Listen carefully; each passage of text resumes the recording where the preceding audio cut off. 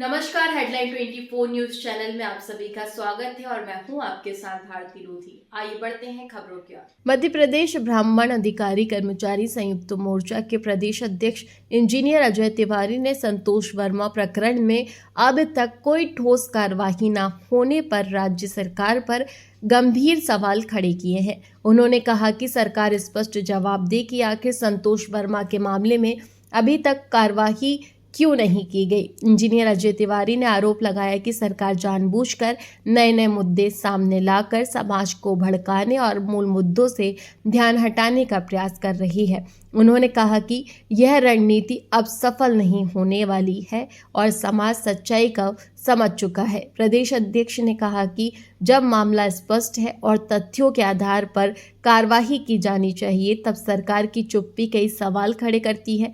उन्होंने चेतावनी देते हुए कहा कि यदि शीघ्र कार्यवाही नहीं हुई तो संगठन आंदोलनात्मक कदम उठाने को मजबूर होगा। अजय तिवारी ने कहा कि ब्राह्मण अधिकारी संयुक्त मोर्चा संगठन न्याय के खिलाफ एकजुट है और संतोष वर्मा को न्याय दिलाने तक संघर्ष जारी रहेगा। उन्होंने यह भी कहा कि सरकार को भड़काऊ राजनीति छोड़कर निष्पक्ष और संवैधानिक दायरे में निर्णय लेना चाहिए। सर, अपना परिचय दे दीजिए। इंजीनियर अजय तिवारी, मध्य प्रदेश ब्राह्मण अधिकारी कर्मचारी संयुक्त मोर्चा। सर, क्या लगता है अभी आपने मुद्दा उठाया था संतोष वर्मा आईएएस को लेकर, अभी कोई कार्रवाई नहीं, क्या आगे रणनीति रहेगी? देखिए, निश्चित तौर पे हमारी दो मांगे हैं वर्तमान में, जिसपे हमारी प्रथम मांग जो वर्तमान में केंद्र के द्वारा एक यूजीसी कानून को आया है, उसकी वापसी के लिए हमने मांग रखी है।